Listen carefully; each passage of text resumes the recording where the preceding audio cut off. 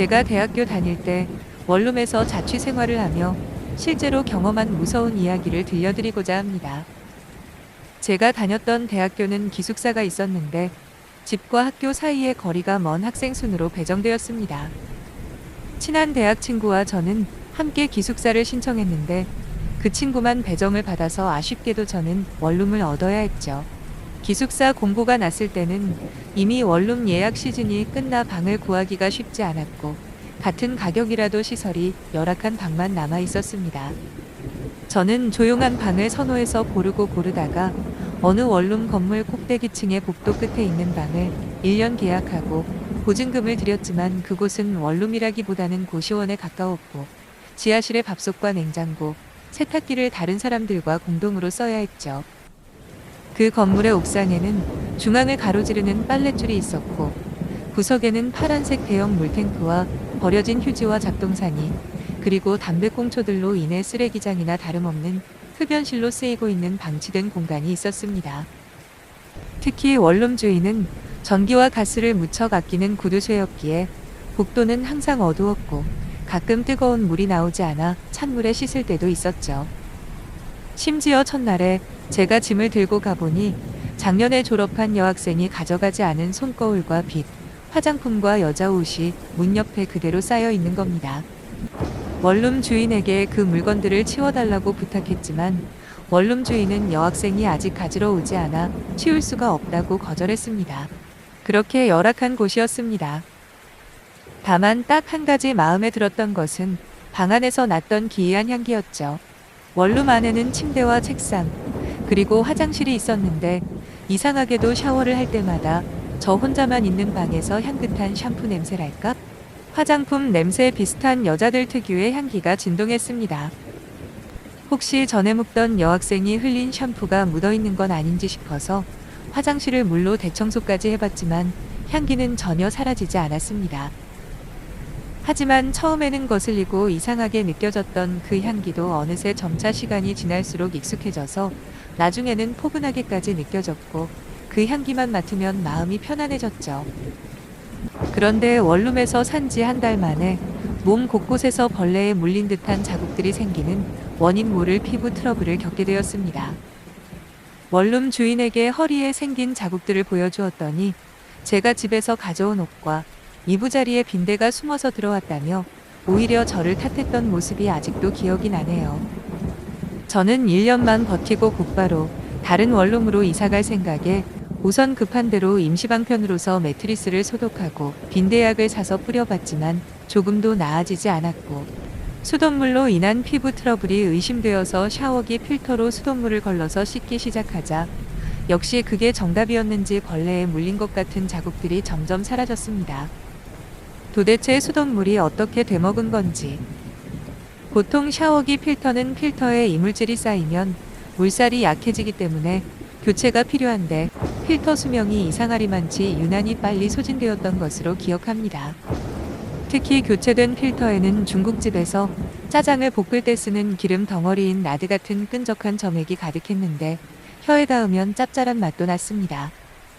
어쨌든 피부병 문제가 해결되자 곧바로 계절학기 수강과 군대에서 휴가 나온 친구들과 술자리를 하느라 정신이 없어 그 일은 그냥 잊고 지냈는데 이 학기가 시작된 어느 날 샤워 필터가 다시 막혔고 교체하면서 살펴보니 안에 여성의 것으로 보이는 긴 머리카락이 엉켜 있었습니다.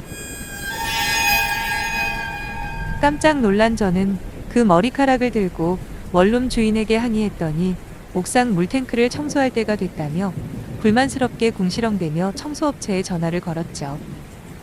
그리고 다음날 오후 수업을 마치고 돌아오니 어쩐지 방안이 적막하게 느껴졌고 저는 왠지 모를 울적한 기분을 달래려고 담배 한 개비를 꺼내 연기를 태웠습니다.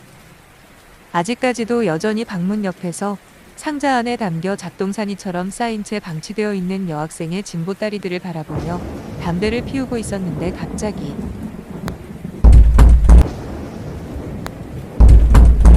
누군가가 문을 쾅쾅쾅 두드리는 겁니다. 실내는 흡연금지였기에 황급히 담배를 끄고 문을 열자 원룸 주인이 문 앞에 있었고 옆에는 생뚱맞게 웬 경찰관들이 건조한 표정으로 서 있는 게 아니겠어요? 아유, 학생. 방 안에서 담배 피우면 냄새 배잖아. 아, 죄송합니다. 그런데 경찰분은 왜... 혹시 김땡땡 씨 본인이세요? 신분증 좀 보여주세요. 저는 지갑에서 주민등록증을 꺼냈고 층간흡연으로 경찰에 신고당한 건가 싶어서 이런 일은 난생 처음이라 두 손이 벌벌 떨렸습니다. 아, 글쎄. 이 학생이 처음 머리카락을 발견했어요. 그걸 나한테 저번에 보여줬거든요. 학생, 혹시 이 여학생이 여기서 전에 살았었다는데 본 적 있어요? 경찰관은 어떤 긴머리 여학생의 학생증을 보여줬는데 사진 위에는 범행 현장에서 막 가져온 것처럼 보이는 얼룩덜룩한 물때가 남아 있었죠. 저기 무슨 일인지 모르겠는데 설명 좀 해주실 수 있나요? 아, 이 여학생이 오늘 아침에 옥상 물탱크를 청소하다가 발견됐대. 전에 이 방에 살던 여학생이 옥상 물탱크에서 백골 변사체로 발견되었다는 사실이 뒤로 낮아빠질 만큼 소름 돋았고 제가 유력한 용의자가 된 것 같은 불길한 느낌에 휩싸였습니다. 그리고 경찰관에게 샤워기 필터를 사용하게 된 경위를 설명할 때는 그동안 시체물로 씻었다는 사실을 깨닫게 되어 등골이 오싹했죠. 아무 말 없이 제 말을 듣던 경찰관들은 필요하면 연락하겠다며 돌아섰고 저는 경찰관들과 함께 가려는 원룸 주인을 불러 세웠습니다. 이게 무슨 날벼락이에요? 전에 이 방에서 살던 여학생이 어떻게 됐다고요? 알고 싶은 거 있으면 경찰한테 가서 물어봐. 나도 피해자야. 시끄럽고요. 그럼 2월부터 물탱크에 시체가 있었다는 건데 지금까지 우리가 씻고 먹던 물이 막말로 시쳇물이었다는 거네요? 진작부터 이상하다고 말씀드렸잖아요. 저 때문에 빈대가 옮긴 거라면서요? 나도 피해자야. 피해자한테 왜 이래? 내가 그걸 알았겠냐고? 학생도 피해봤지만 우리 건물 재산도 망가진 거야. 알아? 물탱크는 완전 못 쓰게 됐는데. 지금 물탱크가 중요하냐고요? 말을 끝내고 돌아서는 원룸 주인의 모습에서 저는 다른 사람의 생명과 자신의 재산을 동일시하는 금전만능적 사고의 편린을 보았습니다. 소름이 끼치고 정이 떨어질 대로 떨어져서 더 이상 그 건물에 있고 싶지 않았고 곧바로 다음 날 짐을 싸서 친구 기숙사 방으로 갔지만 기숙사 규정상 함께 잘 수가 없어서 근처 찜질방에서 생활하며 2학기를 마쳤습니다.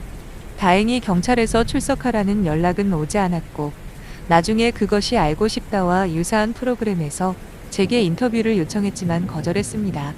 그리고 대학을 졸업할 때까지 그 원룸 건물로 이어지는 골목 입구를 지날 때면 시체물로 씻던 제 자신이 생각나서 몸서리가 쳐지곤 했죠.